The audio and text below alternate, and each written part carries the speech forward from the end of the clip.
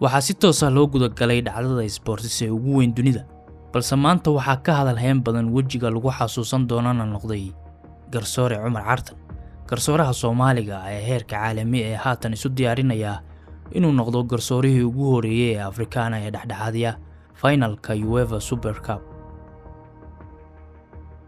koobka adduunka waa tartan ay FIFA qaban qaabiso 4 sanaba mar, wuxuuna si rasmi ah u bilowday sanadkii 1930 markaas oo lagu qabtay dalka Uruguay ee dhaca qaaradda Koonfur Ameerika. tartankii ugu horeeyay ee koobka adduunka ee dhacay 1930kii ma jirin wax ciyaaro isreereeb ah. dhammaan wadamada ka qayb galay waxaa loo casuumay si toos ah.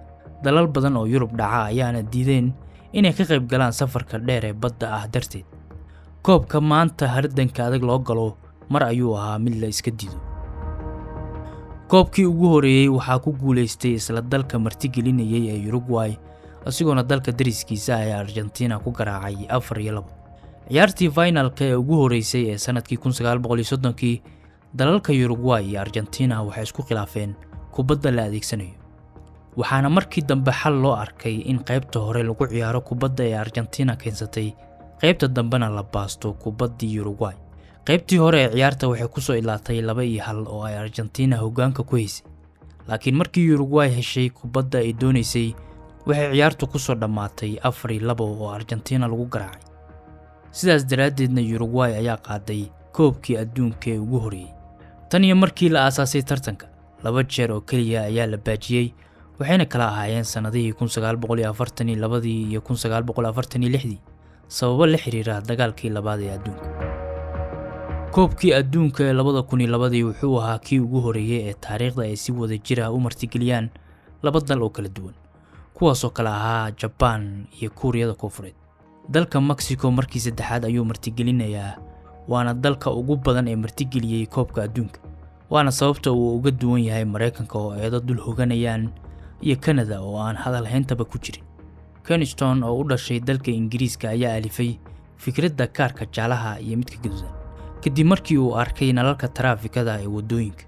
koobkii adduunka ee 1970kii ayaana nidaamka markii ugu horeysay la adeegsaday si looga fogaado dhibaatada luuqadeed ee dhexmarta garsoorayaasha iyo ciyaartoyda. kaararka cas ee la bixiyay midka ugu caansan ee ilaa maanta la hadalhayo waa kaarkii casaa ee ciyaarta looga saaray Zinedine Zidane ciyaartii finalka ee 2006 markaasoo teesto ama madaxa shafka uu geliyay daaficii dalka Talyaaniga ee Marco Materazzi. xulka qaranka dalka Brazil waa xulka ugu badan ee qaatay kaarka roosaha ama gaduudan. ilaa 11 kaar oo casaan ah ayaana la siiyay ciyaartoyda soo matashay Brazil, laakiin sidaas oo ay tahay waa dalka ugu guulaha badan koobka oo wuxuu ku guuleystay koobka adduunka ilaa 5 jeer. marka la eego taariikhda koobka adduunka waxaa jira 2 koob oo kala duwan. midka koowaad waxaa loogu yeeraa Jules Rimet oo Brazil ay si rasmi ah u lahaatay 1970kii kadib markii ay 3 jeer ku guuleysatay. koobka hadda la isticmaalo waxaa la nashqadeeyay 1974, mana jiri doono dal si rasmi ah u lahaan doona mar kale xitaa haddii uu dhowr jeer ku guuleysto. waxaa mar dhacday in la xado koobka adduunka gaar ahaan kahor inta aan la mudayn furitaankii koobkii adduunka ee lagu qabtay Ingiriiska 1966. waxaa markaasi koobkii dahabka ahaa ee rasmiga ahaa laga xaday goob lagu soo bandhigayay oo ku taal bartamaha London. ciidanka booliska iyo sirdoonka intaba waa ay ku guuldareysteen inay soo helaan koobka. toddobaad kadibse nin wata ay oo dhex socda meel ku taala koonfurta London ayaa arkay eygiisa oo urinaya wax wargeys ku duuban oo geed hoostiisa yaala. waxaasina wuxuu ahaa koobkii adduunka ee la xaday. koobka uu eyga ka heli jiray wadada dhinaceeda maanta malaayiin ayaa ku taamaysa in ay mar un taabtaan ama arkaan. koobkii adduunka ee 1930 waxaa markaasi ka qayb galeen kaliya 13 xul. sanadkii 1982 waxaa tirada xulalka la gaarsiiyay ilaa 24. sanadkii 1998 waxaa laga dhigay 32. koobka adduunka ee 2026 ee haatan socdana waxaa ka qayb galayaan ilaa 48 xul. qaaradda Afrika waxaa koobka adduunka ee 2026 uga qayb galaya ilaa 10 dal, waa tirada ugu badneed ee matasha qaaradda. xulka Morocco 2022 ayuu noqday xulka Afrika ka socda ee heerka ugu sareeya gaara.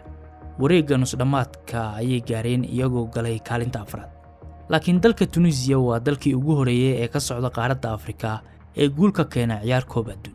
sanadkii 1978 ayuuna 3-1 ku garaacay dalka Mexico.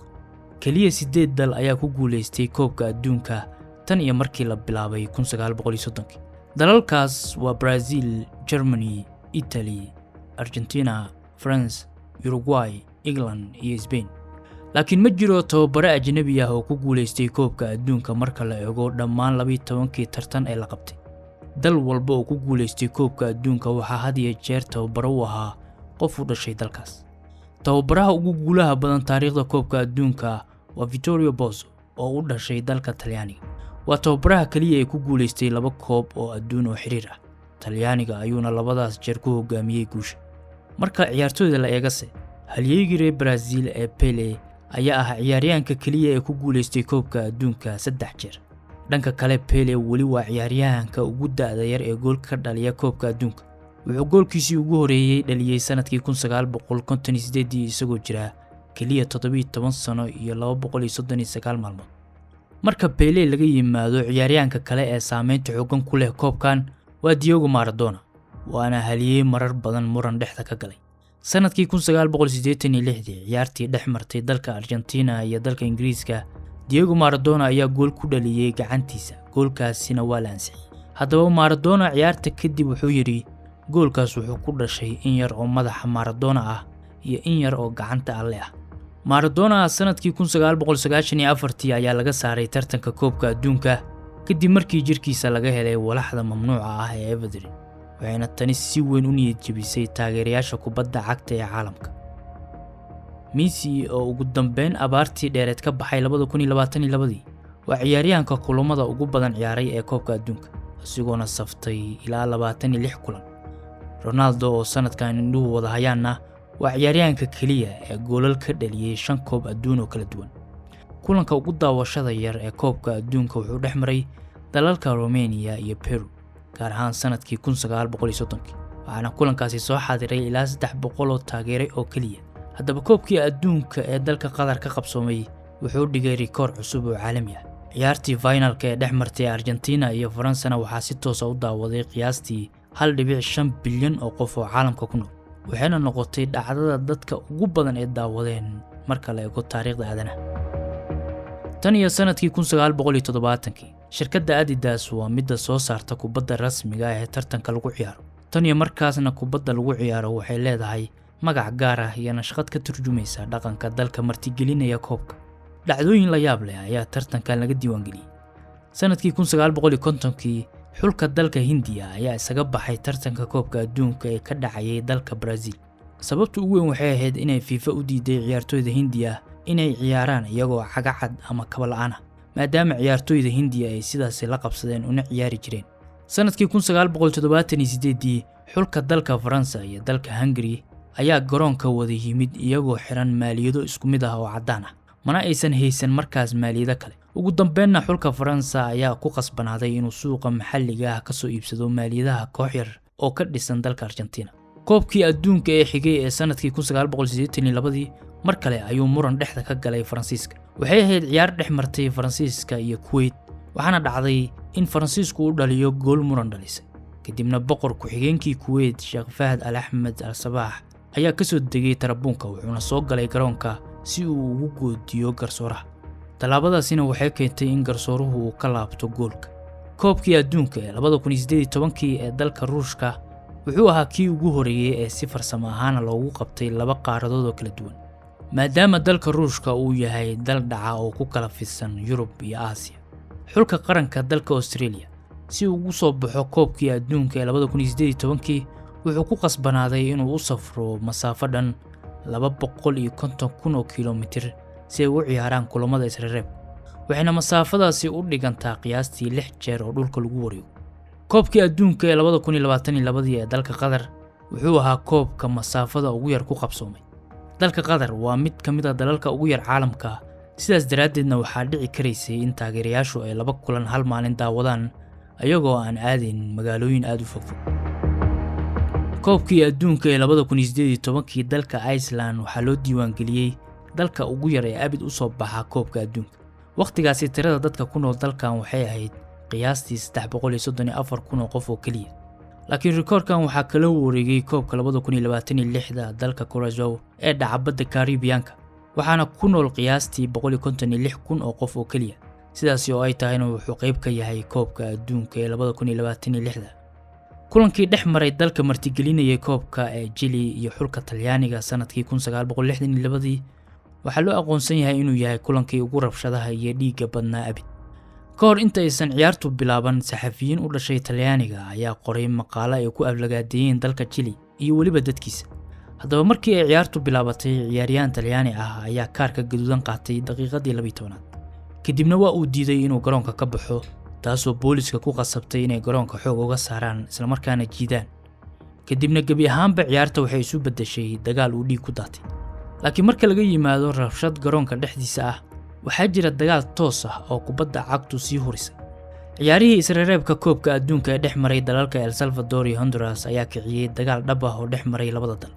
waa dagaalkii kubadda cagta oo socday 100 saacadood waana dagaal ay ku dhinteen ilaa dhowr kun oo qof kubadda cagtu waxay ahayd dhimbilaha kiciyay dagaalkaas inkastoo labada dal ay markii horeba ahaayeen kuwo isku biratumanayay laakiin taa beddelkeeda tartankan wuxuu sababay in colaad muddo taagneed ay joogsato sanadkii 2005 dalka Ivory Coast waxaa ka socday dagaal sokeeye oo daran haddaba markii xulka qaranka uu soo baxay koobka adduunka ee 2006 Didier Drogba iyo ciyaartoydii kale ayaa garoonka dhexdiisa jilbaha dhigteen iyagoo si toos ah uga codsaday kooxihii dagaalamayay in ay hub ka dhigaan codsigaasina wuxuu ugu dambeyn horseeday in xabad joojin lagu dhawaaqo koobka adduunka waa koobka ugu xasaasisan ee la ciyaaro ciyaartoyduna mararka qaar ay kala kulmaan hanjabaado iyo dilal loo geysto 1994 daaficii dalka Colombia ee Andrés Escobar ayaa si qaldan gool isaga dhaliyay ciyaar dhex martay dalkiisa iyo Mareykanka taas oo keentay in Colombia ay tartanka isaga harto haddaba markii uu dalkiisu ku laabtay waxaa dileen kooxo burcad ah oo lacag badan dul saartay ciyaarta uu goolka iska dhaliyay Brazil 2 jeer ayay koobka adduunka martigelisay labada jeerna waxay la hoyatay guul daro urkutaala ah sanadkii 1950 oo ay martigelisay koobka adduunka waxay Brazil gaartay finalka waxaana markaasi Brazil ka muuqday isku haleen aad u weyn waxaana ciyaarta soo xaadireen ilaa 200,000 oo taageero waxayna wargeysyadu qoreen waliba si hordhac ah in ay Brazil koobka ku guuleysatay haddaba Brazil goolka koowaad ayay dhalisay laakiin Uruguay ayaa si jaab leh u dhalisay 2 gool oo degdeg ah ciyaartiina ku badisay 2-1 Amos iyo Amakaga ayaana ka soo haray Brazilianka mar kale ayay Brazil koobka adduunka martigelisay 2014 waxaana markaasi tartanka ka reebay xulka Germany oo 7-1 ku garaacay Brazil waa xul dalkiisa 10 loogu dhigo laakiin dalalka kale guusha ku soo cantoobsada inkastoo haatan uu hogaaminayo tababare ajnabi ah koobkuna uusan u helin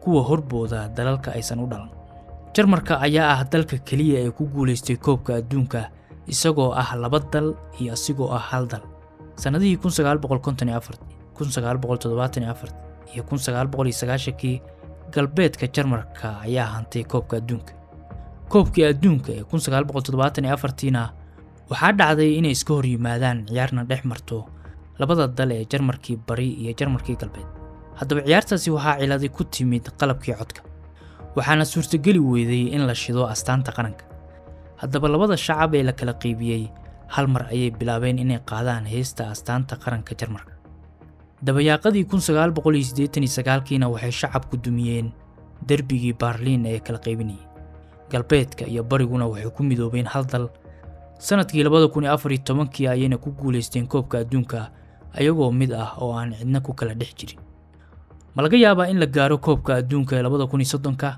Soomaali sidan ka duwan masiirkeeduna maangal yahay